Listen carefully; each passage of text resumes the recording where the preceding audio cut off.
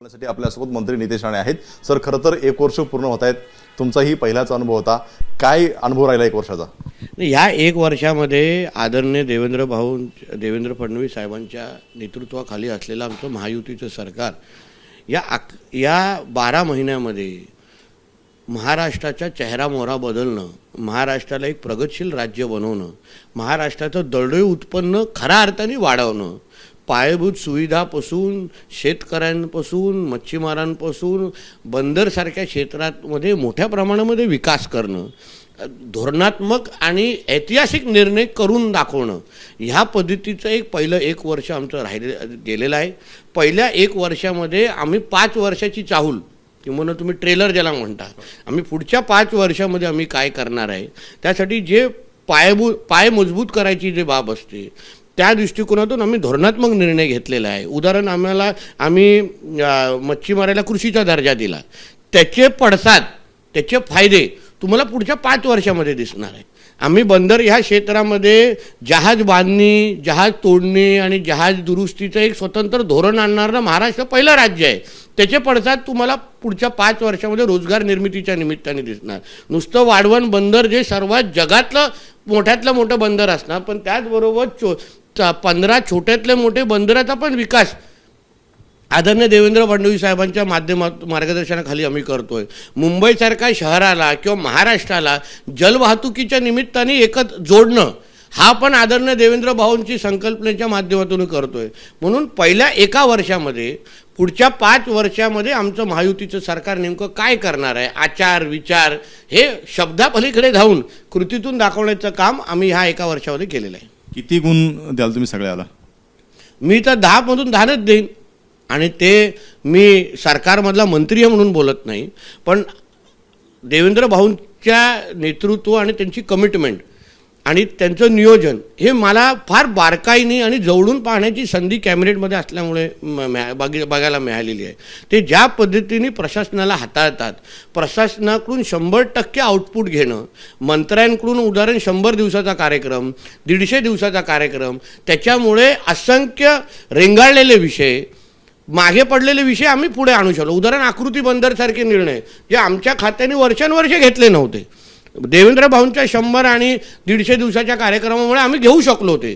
त्याच्यामुळे असंख्य मुलामुलींना रोजगार आणि नोकऱ्या, त्या शासकीय नोकऱ्या मिळणार आहेत. असे असंख्य विविध पद्धतीचे प्रयत्न आपल्या महाराष्ट्राला पुढे घेऊन जाण्यासाठी आणि अन्य राज्यांच्या तुलनेत आपलं राज्य त्या क्षेत्रामध्ये आज AI या क्षेत्रामध्ये आपलं महाराष्ट्र अतिशय केंद्रबिंदू झालेला आहे.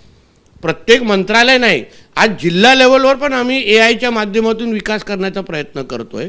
म्हणून मला असं वाटतं की देवेंद्र भाऊंचं जे नेतृत्व जे ह्या सरकारच्या सुरुवातीच्या काळात जे पाहायला मिळालं, अनुभवायला मिळालं आहे, त्याच्यामुळे महाराष्ट्र राज्य हे निश्चित पद्धतीने 1 नंबरचं राज्य 2029 पर्यंत आणून ठेवते. सर, खरं तर तुम्ही मत्स्य व्यवसायाला शेतीचा दर्जा असेल किंवा AI टेक्नॉलॉजी करणं, असे अनेक निर्णय घेतले. असं काय वाटतं की आता पुढच्या 4 वर्षामध्ये महत्त्वाचे काही निर्णय घेणं बाकी आहे आणि ते घेतलं पाहिजे? असं आहे की हे जसे तुम्हाला सांगितलं, पहिल्या 1 वर्षामध्ये आम्ही धोरणात्मक निर्णयावर लक्ष केंद्रित केलं.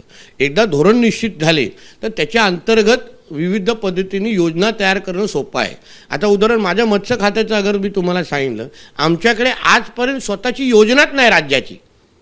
प्रधानमंत्री मत्स्य संपदा योजना आहे, पण आता जानेवारी 2026 पर्यंत आम्ही मुख्यमंत्री मत्स्य संपदा योजना आणण्याच्या प्रयत्नात आहोत. माझ्या 1 खात्यामध्ये आम्ही 26 नवीन मच्छीमारांसाठी योजना राज्य पातळीच्या आणण्याच्या तयारीमध्ये आहोत.